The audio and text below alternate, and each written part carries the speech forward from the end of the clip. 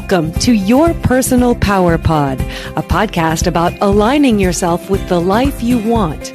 And here are your hosts, Sandy Abel and Shannon Young.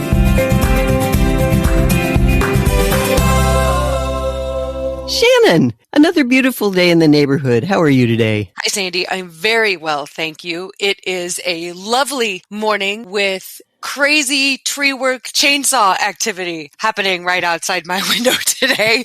Good Saturday morning to us.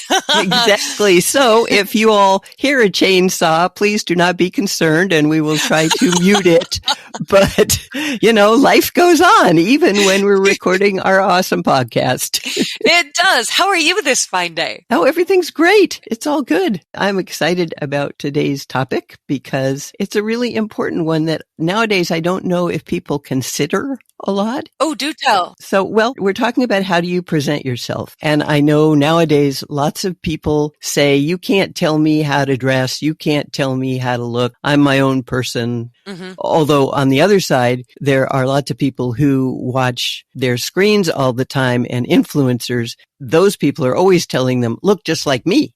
Anyway, it's a balance. And what is really important for people to know, how you present yourself, how you look, and how you communicate verbally and non-verbally impacts everything in your life. Yes, it's one thing to say, I just want to be me and I'm going to express everything about myself in the way I look and you can't tell me otherwise. And, that's fine. But you also have to understand there are consequences to that. If you want to work in certain industries, well, you probably can't have face tattoos, those kinds of things. So you just need to be aware of the message you're sending and understand that it will affect the way people treat you. Exactly. Well, like on TV, you were a TV person for many years and you do not see television news anchors and such with face tattoos. Mm-hmm. That's not part of that job. So if your goal is to become a television news anchor, for example, and you decide to get a face tattoo, you have just slammed the door on your career goal. Mm-hmm. And you absolutely have a right to have the face tattoo. Absolutely. You also have to understand that there are consequences to getting one. So it's just about figuring out who you want the world to see you as. Right. And what do you want and what are you willing to let go of? Yes. In the process. Yeah. So today we're going to talk about start with your appearance. Unfortunately, people do make snap judgments based on appearances. When you walk in a room, the first thing they're going to see is what you look like and what you're wearing. They will instantly decide some things about you. Right or wrong, they don't know who you are, but they will start making decisions. So you have to realize that if you're on a first date or if you're applying for a job or if you're meeting a whole group of new people that you really want to fit in with, how you put yourself together physically, how you dress makes a big difference. It does, because we're talking about first impressions here. And as much as we like to say we're not judgmental, we all do this. It's an evolutionary thing. We see somebody and our brain starts putting them in boxes. That is just something you're going to have to work with if you want certain things in your life. So try to take a look at what the initial assessment is going to be when you walk into a room and someone sees you for the first time. Right. What do you want to get out of that experience? Like I was talking to a friend who owns a grocery store and she was trying to hire some people to work the front desk. She said there were several applicants and she didn't think they really wanted a job because they came in torn jeans and ripped shirts and were not very friendly and their resume didn't have anything on it. And she said, I don't know why they bothered because she could not have them out in front at her store representing her company. And I don't know if those people even considered that. They just were who they are and didn't make any effort to consider who they were going to be talking to or what they wanted the end goal to be. Mm-hmm. Assuming they wanted a job. Maybe they didn't want a job. They might not have. I had the reverse situation happen once. I applied for a job and went to an interview and the owner of the company showed up in ripped jeans and flip-flops. Oh, weird. And this was a professional organization. I was dressed professionally. Right. Might even have had a suit on. And I didn't want to work for that company anymore because it very clearly showed that I was taking the company more seriously than he was. Exactly. fortunately or unfortunately, how you dress, how you do your hair, how you present yourself physically makes a big difference and will get you what you want or will get in the way of what you want. And also, when you look good, you feel good. So taking care of your appearance can help boost your confidence and self-esteem, which can help you feel better about whatever it is you're doing. Yeah, it's true. There's that saying, clothes make the man. Yeah. And I know from experience that if I'm not in a good place mentally, having a hard day, didn't sleep well, just don't want to do whatever it is I have to do that day, if I take care to wear something that makes me feel good, it changes the way I approach the world. It does. It's interesting how just what you put on your body can make a big difference. It's like in the winter, if I put on a warm, fuzzy sweater, I just feel so good. It just makes all the difference.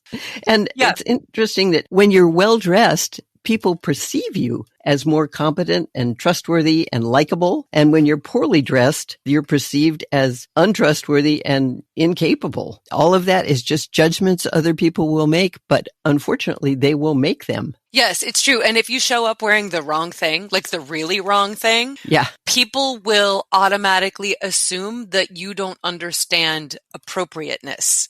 And that's a big deal in certain situations. So it's really important to consider dress code and context. If you're just going to a casual lunch, don't wear a tuxedo. That would be weird. But again, don't wear the ripped jeans and the flip-flops to a job interview, depending on the job you're interviewing for. Like the job that I currently have, I dressed up for my interview. My boss did not, but he owns a rafting company. I don't expect him to. He dressed the way he dresses in his daily life to do the job he has. So it made sense there. But I'm sure that he perceived you as professional and he wanted you to come work for him. Which is what I wanted for the position that I applied for. Right. And if you'd showed up looking like a rafter for the position he wanted, he didn't need a rafter. Because appropriateness is important in this position. So yeah, absolutely. Exactly. And along with that, of course, we're talking about personal grooming. I mean, your hair has to be relatively neat and clean. Yeah, clean. Clean is really important. So that also affects how you're perceived. Well, it's about showing that you care and showing that you respect yourself as well as the position or event or people that you will be introducing yourself to. And respect is one of those things that I think we miss a lot. There's a whole lot of, well, I can dress the way I want because this is who I am and I'm going to show this to the world. But there is a point at which you cross that line that shows you're presenting yourself without giving any thought to respect for the other party. Or any thought to what you want the end result to be. Right. Do you want that job? Do you want that date? You want that second date? What do you want to come out of the interaction? And are you doing what's appropriate to make that happen? Yeah. It's just important to be aware of how you put yourself together. I remember many years ago when your dad and I used to fly around a lot. We took a lot of vacations and trips and stuff. And that was when people were just starting to wear their pajamas on airplanes and such. And we're old school enough. He would wear a sport coat and nice slacks, and I would wear a dress or something. And we looked like we were respecting what we were doing and the people who were doing it for us. Yes. And when we would get to the front counter to check in, often if they had room in first class, they would move us up there just for free, just because we were friendly and nice, but we also looked like we didn't belong in steerage. Yes, they're not moving the people up wearing cat pajamas to first class. They're not. It's unfortunate. People make judgments. And we're not advocating for that, but it's how human nature works, and it makes a difference. If you're not usually the kind of person that dresses up a little bit, give it a shot and see if people treat you a little differently. It's a fun experiment. Yeah, you might be surprised that you say, okay, this is me now. I remember many, many years ago, I'm a therapist, and I worked in an agency that took care of adolescents and families. And we counseled them and did all that kind of stuff. And I'd wear a sport coat and dress nicely. I didn't dress fancy, but I dressed professionally. And most of my colleagues, the other counselors, were pretty sloppy, and they just kind of dressed like our clients. And I said to them once, do you want to be like your client, or do you want them to look up to you? And they were like, oh, well, we thought this would just make them feel more comfortable. I was like, well, maybe, but Are they going to respect you and the role you're in if you look like them? And it was interesting. The next few weeks, people started spiffing up a little bit, and they commented that they were getting more respect from their clients. Well, sure. I mean, if you're going to therapy, it's because you're hoping the person who's your therapist has it more together than you do. There is that. Point. You don't want them to just be you.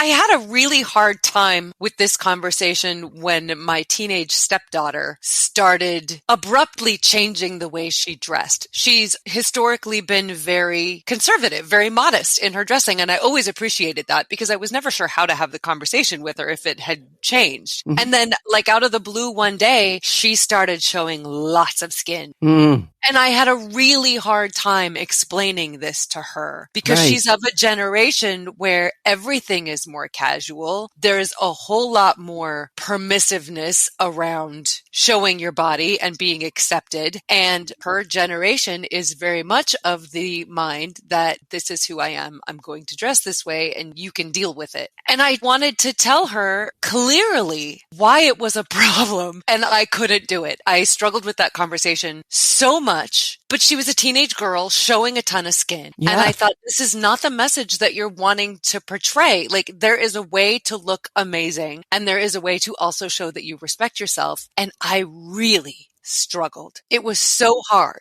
And what did you do? I floundered is what I did. I mean, I tried to have the conversation with her and it didn't go well and she didn't get it because this is the time of Me Too and this is the time of women's empowerment and my body, my choice. And yes, absolutely. But that doesn't change the fact that the entire world was going to make a snap judgment about how she felt about herself, depending on how much skin she was showing. Right. And it just felt like such a double-edged sword and such a hypocritical thing to say. It's a hard thing. Unfortunately, young girls, we're getting into the whole sexual realm here. I don't know if we need to cover that, but it's part of it. Teenagers are coming into their sexuality. Yep. And if young girls flaunt themselves in certain ways, most teenage boys are becoming highly sexed and they will misread what you're promoting and think that you're available for that. Mm-hmm. It's a really difficult thing. And the fact that they wear short shorts and low cut shirts and all those things and then are surprised when a boy makes a pass at them, they're sending mixed messages. Yeah. I hope everybody is aware of the message they're sending by how they dress and how they present themselves physically. Yeah. And then, of course, there's the nonverbal body language, too. Yes. I'm sure that she wasn't sashaying down the street, swinging her hips and promoting whatever. But nonverbal body language is all kinds of things. It's your facial expressions. It's the gestures you make. It's your posture and how you stand or sit, your tone of voice, your eye contact. All of that sends strong messages and affect how others perceive you. Yep. And they can definitely create ease and build trust and draw other people towards you, or they can confuse people or offend people or just undermine what you're trying to convey and accomplish. So remember that even when you're not talking, you are communicating in a big way. Absolutely. Yeah. Nonverbal body language is huge. So if you want to show confidence and be respected, you have to be aware of all the cues you're sending out, your appearance, your nonverbal cues. Your nonverbal behavior will often repeat and strengthen the message you're trying to make verbally or with your appearance. Or it can contradict the message you're trying to convey, thus making the listener think you're not telling the truth. Sometimes nonverbal behavior can substitute for a verbal message. Your facial expression, for example, can convey far more than actual words, or they can support what you're saying verbally. Mm-hmm. Nonverbal messages can do that. If a boss smiles and pats an employee on the back, in addition to giving praise, it can increase the impact of the message. Or it might accent or underline a verbal message. If you pound the table, for example, you're underlining the importance of your message, although I do not support pounding the table because that's a little dramatic and I think you're going to offend people with that, but it would emphasize your message. This makes me think of a couple of years ago, talk to the hand was a big saying. And just putting your hand up like that in somebody's face totally underlines your message of, I don't want to hear this. Don't talk to me. Right. And I totally disrespect you, so leave me alone. Exactly. It sends more message than you might want it to, but it's definitely an underline. Yeah. And you don't actually have to say talk to the hand. You just put your hand up and people know. Oh, that means stop. Okay, I'm stopping. All right. Or I'm getting louder because that disrespects what I was trying to do. Yeah.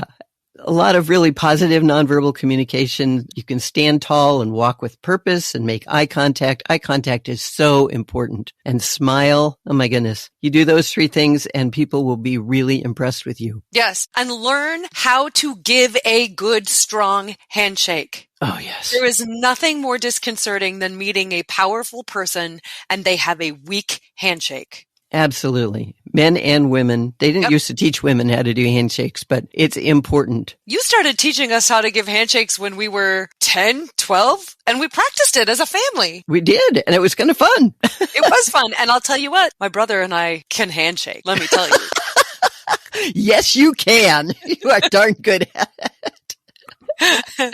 And keep your hands off your face. And out of your hair. Exactly. People put their hands over their mouth when they talk, or like you said, in their hair. And that is so distracting. Just keep your hands off your body and keep your body relaxed and your shoulders down. Yeah. And pay attention to what you're doing with your extremities. If you've got your arms crossed, you're sending a message that you maybe don't want to be talking to the person you're talking to, or that you're somehow standoffish. It can also convey that you're angry or defensive or feeling the need to comfort yourself. So I'm not saying don't cross your arms. I'm just saying that that is a message that you might be sending even if you don't want to be. Yeah. And you may not even be aware. And my problem is I cross my arms because I'm cold. Yes. And I'm trying to warm myself up, but it creates a barrier. Try it with a friend. Be talking and then have one of you just cross your arms and your legs and see how it feels different. It closes off from the other person. Exactly. Yeah, I make a concerted effort when I'm crossing my arms because I'm cold, not to cross them in such a way that my hands are tucked, to kind of rub one arm. And then sometimes I will just say, I'm so cold. So that they know that it's not a behavior that I'm engaging in because of them. It's something I'm doing because of my physical state. Exactly. You're not putting up a boundary between the two of you. You're just trying to warm up. Right. Nonverbal communication is hugely important, and active listening also is part of nonverbal communication. When somebody's talking, you make eye contact, you nod your head, you pay attention, you follow up with a comment about what they said, a positive comment. Can I just interject something really quickly here? Anything. Before we launch into verbal communication? Absolutely. Because we're giving you what sounds like a list of rules. Truly, you can get caught up in this. And I learned this really early on working in television. It is so easy to get obsessed with what you're doing and how you look when you're on the air, because people will point out every wrong thing about you. Yes. And you will get emails and you will get phone calls and everything about you will be criticized. And if you engage in that, you go down a rabbit hole and you get lost and you become miserable. So finding a balance was really important very early on for me. And what I figured out was that you don't need to remember all these rules if you just get good with you. Absolutely. And then your verbal and nonverbal communication will probably be pretty positive. It will follow. And Yes. then that frees you up to be interested in other people and ask questions and show respect. Don't just try to follow this list. Work on your self-esteem. And once you're comfortable in your own skin, all of the rest of this stuff falls into place. Exactly. But do be aware, as we were talking about with appearances, that how you nonverbally communicate will impact the results you get from your interactions. So if you go to an interview and you're dressed nicely, but you're frowning and grumpy and don't make eye contact, you're still not going to get the job or the date. Or even if you are pleasant and interesting, but don't make eye contact. Eye contact is huge. It's definitely a very thin line to walk, but there is a way to be who you are while also presenting yourself in such a way that you get what you want. Right. That you're going to be open and friendly and willing to interact with whoever you're interacting with. Right. Okay, on to verbal communication. Okay. Obviously, we know what verbal communication is. You talk like we're doing here. When you're interacting with people, especially in a work situation or, well, pretty much anybody, there are some things that it's good to say and things that it's not good to say. The one that drives me nuts is people who start sentences with honestly or to be honest. It's like, I assume you're honest. Please don't do that. Just say what you're going to say. You don't need to tell me you're honest. Another one is people say, does that make sense? Oh, I do that at work all the time in my emails to guests. And instead, you can say, what are your thoughts? Or I'd like your input on this. That actually doesn't work in my situation. Well, I know.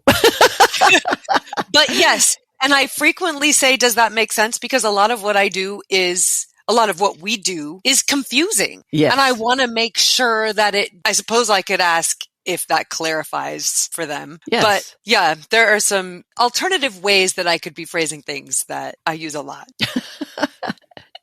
And sometimes it is appropriate, but not all the time. Because if you do it all the time, especially in just a conversation, it sounds like you're insecure in what you just said. Mm-hmm. What you're doing, you're giving directions and instructions, and that's appropriate for that. But sometimes it is because I'm not sure if it makes sense.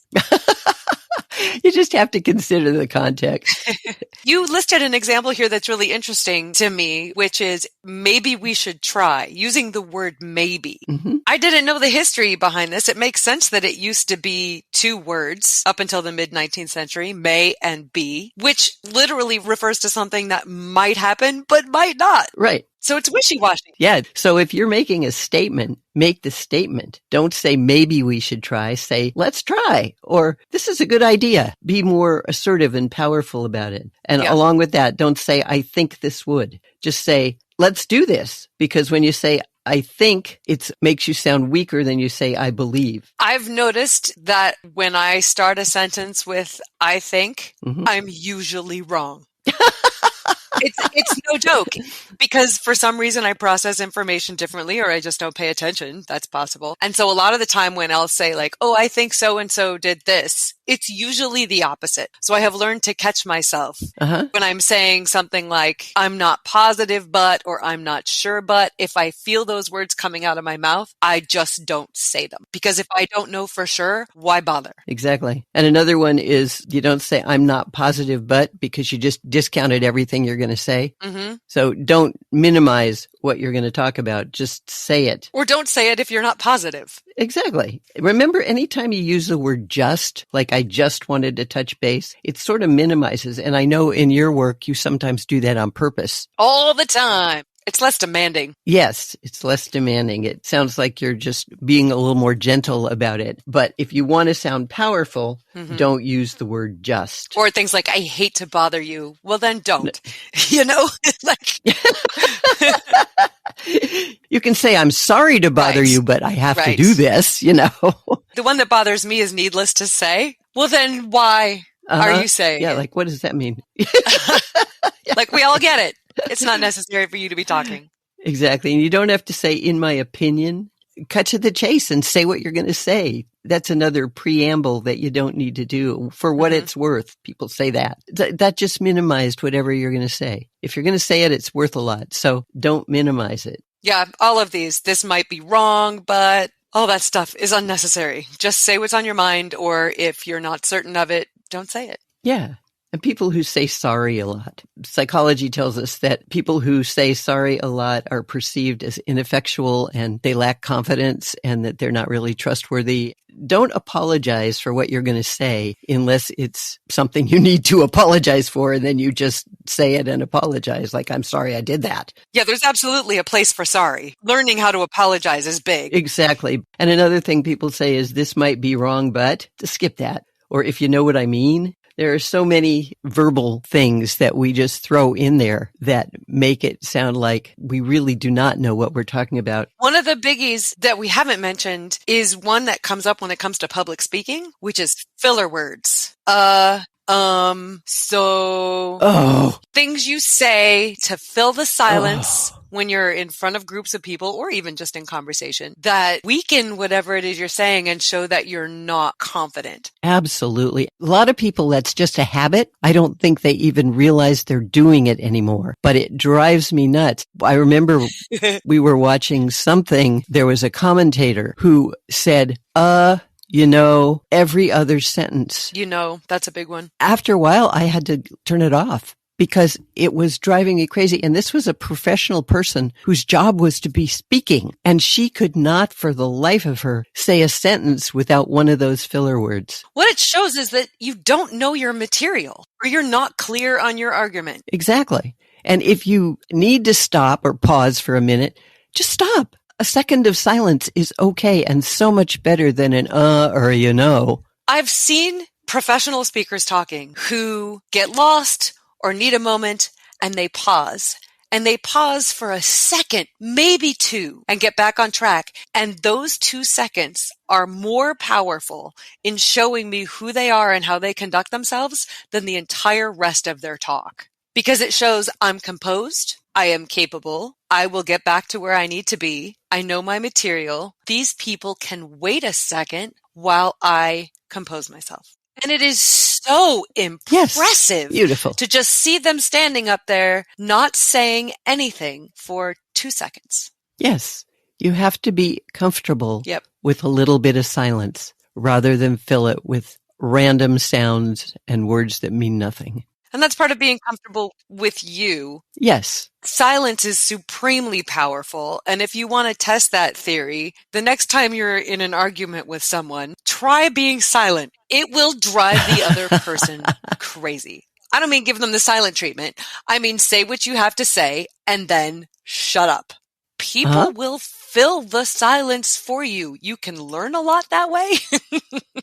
Yes, and you just listen, and that's where the active listening comes in. And the nonverbal communication where you pay attention, make eye contact, nod your head, use your body language. All of that makes a huge difference in how you're perceived and how your relationships unfold. And we have done full episodes on active listening, on personal power, on self-esteem, on communication.